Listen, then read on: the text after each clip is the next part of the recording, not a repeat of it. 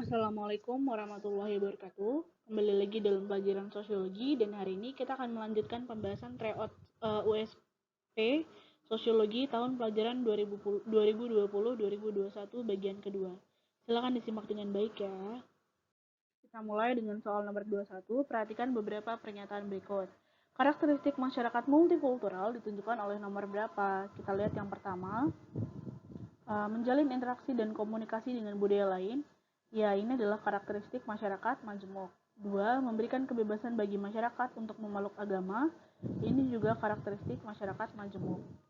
3. Mengembangkan toleransi terhadap suku dan agama yang berbeda, ini juga termasuk karakteristik masyarakat majemuk. 4. Menjaga silaturahmi dengan baik antara warga sedaerah seasal, ini adalah sikap primordial. Yang kelima, membatasi ruang gerak organisasi yang berbeda keyakinan bukan karakteristik masyarakat majemuk. Jadi untuk soal nomor 21, jawabannya adalah yang A, 1, 2, dan 3. Selanjutnya soal nomor 22. Struktur tanah dan iklim yang ada di daerah pegunungan relatif cocok ditanami aneka hortikultura dengan buah-buahan. Banyak dari masyarakat berprofesi sebagai petani dengan mengandalkan hasil alam di sekitarnya. Hal ini tentunya berbeda dengan masyarakat di daerah pesisir utara Jawa yang lebih banyak menggantungkan hidupnya pada hasil laut sebagai seorang nelayan. Kondisi ini menunjukkan bahwa kemajemukan masyarakat disebabkan oleh apa? Yang A, adanya perbedaan wilayah dan pilihan hidup masyarakat. Di sini mungkin saja betul. Yang B, sempitnya lapangan kerja di daerah pegunungan dan pesisir di sini tidak sesuai dengan narasi. Yang C, keadaan geografis yang terdiri dari wilayah kepulauan di sini juga betul. Mungkin saja betul ya yang C. Yang D, kondisi iklim topografi wilayah yang berbeda-beda. Iklim topografi wilayah yang berbeda-beda juga mungkin saja betul. Yang E, kecenderungan untuk menggeluti pekerjaan turun-temurun di sini adalah salah. Jadi option yang memungkinkan untuk dijawab adalah yang A, C, dan D. Tapi kita lihat lagi yang D. Kondisi iklim topografi wilayah yang berbeda-beda mungkin betul. C, keadaan geografis yang terdiri dari wilayah kepulauan. Nah, wilayah kepulauan ini berarti kan memisahkan orang berdasarkan pulau-pulau yang berbeda. Tetapi di sini dibilang kalau orang yang tinggal di wilayah pegunungan itu lebih cocok untuk bertani hortikultura. Jadi kalau keadaan kepulauan ini salah yang C. Kita lihat yang A, perbedaan wilayah dan pilihan hidup masyarakat. Yang A, perbedaan wilayah, iya betul, karena wilayah yang tinggal di daerah dataran tinggi itu biasanya profesinya sebagai petani. Tapi di sini adalah pilihan hidup masyarakat. Jadi pilihan hidup masyarakatnya lah yang membuat salah. Jadi untuk soal nomor 22, jawaban yang betul adalah yang D. Kondisi iklim topografi wilayah yang berbeda-beda. Lanjut ke soal nomor 23, untuk mendapatkan data penelitian, peneliti dapat menggunakan beberapa cara seperti angket, tes pengamatan, dan juga wawancara. Jika seorang peneliti ingin mendapatkan data dengan melakukan wawancara, ia harus membuat rancangan pertanyaan agar wawancara dapat dilakukan secara terarah. Teknik tersebut dilakukan berdasarkan pertimbangan atas kelebihannya, yaitu berarti di sini adalah yang ditanyakan tentang kelebihan dari wawancara. Yang A dapat dilakukan secara cepat sesuai dengan kemauan peneliti. Di sini salah, kalau mau cepat bukan wawancara tapi kuesioner. Yang B, peneliti tidak harus bertemu langsung dengan narasumber. Di sini iya, bisa aja betul. Yang C, waktu wawancara harus menunggu kelonggaran narasumber. Di sini adalah kelemahan, bukan kelebihan. Yang D, peneliti dapat memberikan alternatif jawaban. Di sini adalah salah. Karena jawaban harus diberikan oleh si responden, bukan peneliti yang memberikan alternatif jawaban. Yang E, peneliti mendapatkan data secara mendetail dan mendalam. Nah, ini adalah jawaban yang betul. Jadi untuk nomor 23, pilihan jawabannya ada di B dan E. Peneliti tidak harus bertemu dengan langsung narasumber. Di sini bisa saja wawancara dilakukan by phone, tetapi biasanya wawancara dilakukan melalui tatap muka. Jadi untuk soal nomor 23, jawaban yang tepat adalah yang E. Peneliti mendapatkan data secara mendetail dan mendalam. Maraknya program hunian bersubsidi dengan harga terjangkau merupakan salah satu alternatif untuk menyediakan hunian untuk masyarakat menengah dan bawah. Akan tetapi, kebijakan tersebut sering dimanfaatkan oleh kalangan tertentu untuk dibeli sebagai bentuk investasi sehingga mengurangi jumlah hunian bersubsidi. Dilihat dari prosesnya, perubahan sosial yang terjadi dalam ilustrasi tersebut adalah perubahan apa? Nah, di sini jawabannya ada yang perubahan besar. Kalau perubahan besar, ini berarti membawa perubahan sampai ke dasar-dasar Kalau yang perubahan kecil di sini bisa aja, tetapi jawabannya tidak tepat. Kalau nomor 24 jawabannya yang C, struktural, di sini tidak ada organisasi atau struktur yang berubah. Nah, di sini lebih tepat mengenai tentang direncanakan dan tidak direncanakan. Kalau dia udah beli, berarti dia direncanakan untuk menjadikan itu sebagai investasi. Jadi untuk soal nomor 24, maka jawaban yang betul adalah yang D, perubahan yang direncanakan. Lanjut ke soal nomor 25, seiring dengan meningkatnya kebutuhan pangan serta semakin berkurangnya lahan pertanian akibat pembangunan, setiap petani dituntut untuk tetap mempertahankan bahkan meningkatkan hasil pertanian serta menggalakkan pertanian hidroponik. Ilustrasi tersebut menunjukkan betapa pentingnya modernisasi bagi kemajuan masyarakat. Untuk apa? Yang A, menjaga kondisi alam yang terdampak pembangunan, di sini kurang tepat. Yang B, mengubah pola pikir masyarakat menjadi lebih maju, di sini juga kurang tepat karena ilustrasinya adalah menggalakkan pertanian dengan hidroponik atau meningkatkan tahap pertanian supaya kebutuhan pangannya meningkat. Yang C, menciptakan metode pertanian baru yang efisien, di sini mungkin aja. Yang D, meningkatkan kualitas dan kuantitas produksi pangan, di sini juga mungkin. Yang E, mengubah seluruh sistem pertanian, di sini tidak karena masih ada sistem pertanian lama yang digunakan. Kita baca lagi narasinya. Pemerintah mendorong orang untuk meningkatkan hasil pertanian serta menggalakkan pertanian hidroponik. Jadi jawaban yang lebih tepat adalah yang D, meningkatkan kualitas dan kuantitas produksi pangan. Lalu soal nomor 26, ketika pemerintah mengeluarkan uang rupiah cetakan terbaru, uang cetakan lama akan ditarik peredarannya dari masyarakat. Semua lembaga ekonomi pun segera melakukan perubahan terkait kebijakan baru tersebut. Berdasarkan pengaruhnya, ilustrasi tersebut dapat dikelompokkan ke dalam perubahan apa? Berarti kalau pengaruh, berarti dia berkaitan dengan besar atau kecil. Nah, uang rupiah cetakan terbaru akan menyebabkan ditariknya uang lama dari masyarakat, serta lembaga ekonomi segera melakukan perubahan terkait kebijakan baru. Jadi jawabannya adalah dia termasuk ke dalam perubahan besar. Lanjut ke soal nomor 27, penduduk suatu daerah terdiri atas etnik Tionghoa dan Arab. Kedua etnik tersebut mampu hidup berdampingan secara damai. Kondisi ini diamati melalui letak toko dan tempat tinggal yang relatif berdekatan. Selain itu, adanya pembangunan masjid dan kelenteng di sekitar pasar menunjukkan bahwa semua masyarakat mampu menjalankan ibadah masing-masing. Integrasi sosial pada ilustrasi tersebut terbentuk karena apa? Yang A, konsensus yang disepakati bersama dalam masyarakat. Nah, konsensus ini adalah sebuah kesepakatan. Yang B, persamaan unsur-unsur kebudayaan yang berbeda. Ini salah. Yang C, musuh bersama dari luar juga salah.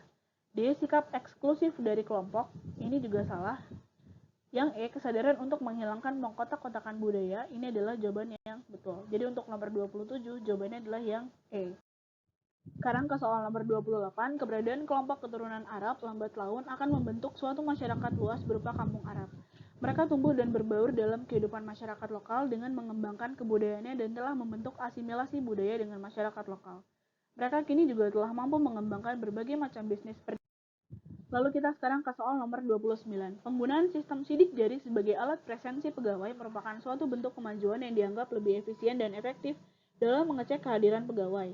Selain akibat teknologi yang semakin canggih, hal tersebut juga dilakukan akibat banyaknya pegawai yang sering membolos dan memanipulasi kehadiran melalui presensi manual. Kondisi tersebut menunjukkan perubahan sosial dapat dipengaruhi oleh apa?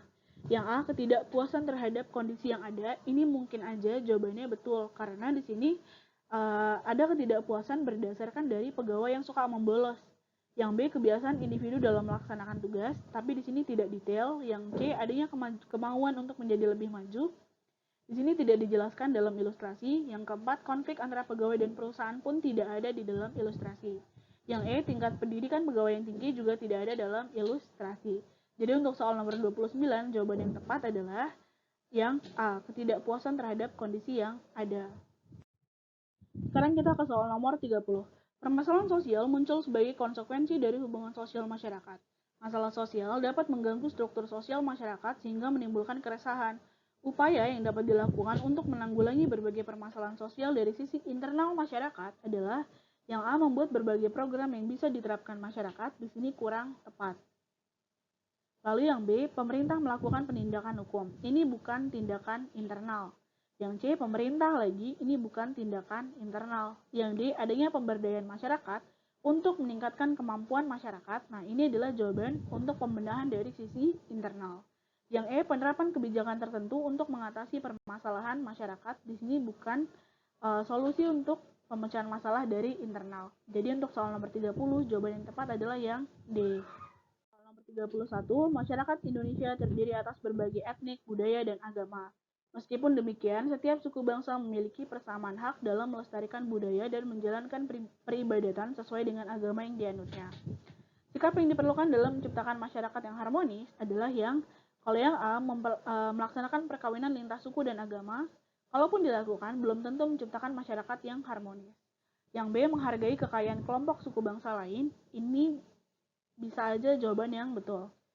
Yang C, menanamkan semangat berkarya dalam kehidupan, ini bukan upaya untuk menciptakan masyarakat yang harmonis. Yang D, menjaga nilai budaya kelompok suku sendiri, ini tidak tepat karena hanya suku sendiri. Yang E, menghargai kebudayaan suku lain, ini jawaban yang bisa saja betul. Sekarang kita bandingkan jawaban B dan E. Menghargai kekayaan kelompok suku bangsa lain, dibandingkan B, jawaban B dan E, maka kalau dibandingkan jawaban yang E lebih tepat karena kalau yang E menghargai kebudayaan suku bangsa lain, sementara yang B adalah menghargai kekayaan kelompok suku bangsa lain. Di sini ada kekayaan dan ini adalah kebudayaan. Jadi untuk soal nomor 31, jawaban yang tepat adalah yang E, menghargai kebudayaan suku bangsa lain. Lalu kita lihat soal nomor 32. Masyarakat A dan B mempunyai perbedaan suku, bangsa, dan perbedaan budaya. Akan tetapi, kedua masyarakat tersebut senantiasa mengembangkan toleransi dan kerjasama dalam segala bidang kehidupan. Hal tersebut tampak dalam perilaku yang mewujudkan keharmonisan dan ketentraman seperti apa? Yang A, saling menjalankan ibadah bersama di sebuah tempat ibadah, ini salah. Agama kita berbeda, maka tempat ibadahnya juga berbeda. Yang B, meyakini ajaran agama yang dianut masyarakat lain. Ini salah, sama aja kamu memaksakan. Yang C, saling menghargai perbedaan untuk menciptakan integrasi. Ini adalah jawaban yang paling tepat. Kalau yang D, tidak peduli, ini udah pasti salah. Yang E, melaksanakan tugas keagamaan secara bersama-sama. Jelas-jelas tugas keagamaan kita pasti beda kalau agamanya berbeda. Jadi untuk soal nomor 32, jawabannya adalah yang C. Saling menghargai perbedaan untuk menciptakan integrasi. Lanjut ke soal nomor 33, media sosial kini semakin beragam dan hampir semua individu menggunakannya sebagai media komunikasi. Seseorang dapat dengan mudah berkomentar tentang kegiatan yang disebarkan melalui media sosial. Tidak jarang, komentar yang diberikan merupakan komentar negatif dengan kata-kata kasar yang menyinggung orang lain. Seringkali perdebatan terjadi di kolom komentar dan berujung pada pelaporan kepada pihak yang berwajib. Solusi yang dapat dilakukan untuk mencegah masalah sosial tersebut adalah yang A, menonaktifkan kolom komentar sehingga orang lain tidak dapat mengomentari kehidupan kita. Ini bukan langkah yang bijak. Yang B, bijak menggunakan media sosial baik saat membagikan foto, video, ataupun saat berkomentar. Nah, ini adalah jawaban yang mungkin saja betul. Yang C, tidak perlu memperhatikan kata-kata yang diutarakan di kolom komentar. Ini salah. Yang D, tidak menggunakan media sosial juga tambah salah. Yang E, membenci dan membalas, ini pun jadi lebih salah. Jadi untuk soal nomor 33, jawabannya adalah yang B. Bijak menggunakan media sosial baik saat membagikan foto atau video maupun saat berkomentar. Kita lihat soal nomor 34. Penggunaan narkoba di kalangan remaja semakin marak terjadi. Pola pergaulan dan kehidupan malam yang kerap dijalani para remaja menjadi salah satu jalan masuknya peredaran narkoba kepada para remaja. Umumnya, remaja menggunakan narkoba karena terbawa pergaulan dan merasa memiliki masalah sehingga menggunakan narkoba sebagai bentuk pelarian. Upaya yang dapat dilakukan untuk mengatasi masalah sosial tersebut adalah kalau yang A, menambah hukuman yang lebih berat kepada para pengedar dan pengguna narkoba, ini salah. Yang B, memberikan penyuluhan tentang bahaya narkoba kepada para remaja, ini adalah langkah yang paling tepat. Kalau yang C, memberi materi tentang narkoba pada pelajaran di sekolah, ini tidak semua materi berkaitan dengan narkoba. Jadi untuk soal nomor 34, jawaban yang lebih tepat adalah yang B, memberikan penyuluhan tentang bahaya narkoba kepada para remaja. Sekarang kita lanjut ke soal nomor 35. Salah satu upaya untuk mengatasi masalah ketimpangan sosial yang muncul akibat globalisasi adalah dengan melakukan pemberdayaan masyarakat. Berikut yang termasuk pemberdayaan masyarakat adalah yang A, mendorong masyarakat menjadi tenaga kerja di luar negeri, ini salah. B, memberikan pelatihan penggunaan bahasa asing dengan meninggalkan bahasa lokal. Ini openingnya betul, tapi karena meninggalkan bahasa lokal, dia jadi salah. Yang C, pembangunan fasilitas desa secara lengkap sehingga sama dengan wilayah kota. Di sini bukan pemberdayaan masyarakat, karena juga kurang tepat untuk menyamakan fasilitasnya. Yang dia membangun pabrik di tengah masyarakat dengan kemampuan ekonomi rendah, di sini pun juga akan jadi salah. Yang pelatihan keterampilan kepada masyarakat wilayah pedesaan untuk membuka lapangan kerja. Ini adalah jawaban yang paling tepat. Jadi untuk soal nomor 35, jawabannya yang E. Sekarang kita masuk ke bagian esai di soal nomor 36. Sosiologi adalah ilmu tentang gejala sosial yang tunduk pada hukum alam dan tidak berubah-ubah. Sebagai objek kajiannya, sosiologi mempelajari hubungan dan pengaruh timbal balik antara aneka macam gejala-gejala sosial. Sebutkan objek kajian formal pada sosiologi. Nah, dalam sosiologi terdapat objek kajian formal dan objek kajian material. Objek formal sosiologi adalah proses yang lahir dari hubungan manusia sebagai anggota masyarakat yang ditekankan pada pemahaman bahwa manusia adalah makhluk sosial. Dalam arti lain, objek kajian sosiologi berfokus pada aktor sosial, yaitu masyarakat itu sendiri. Sementara jika intinya adalah objek materialnya, nah objek material ini adalah segala hal yang mempengaruhi kehidupan sosial manusia seperti gejala sosial dan proses hubungan antar manusia. Jadi kalau yang ditanya objek formal, maka objek formalnya adalah manusianya. Sementara kalau objek materialnya adalah bisa berupa proses sosial seperti interaksi sosial, masalah sosial, konflik sosial, sosialisasi, dan lain-lain. Kita lanjut ke soal nomor 37. Perilaku menyimpang adalah perilaku individu atau kelompok yang tidak sesuai dengan nilai dan norma yang berlaku dalam masyarakat.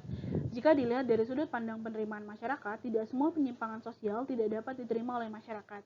Ada beberapa penyimpangan yang masih bisa ditolerir. Identifikasilah penyebab penyimpangan sosial yang terjadi di dalam masyarakat.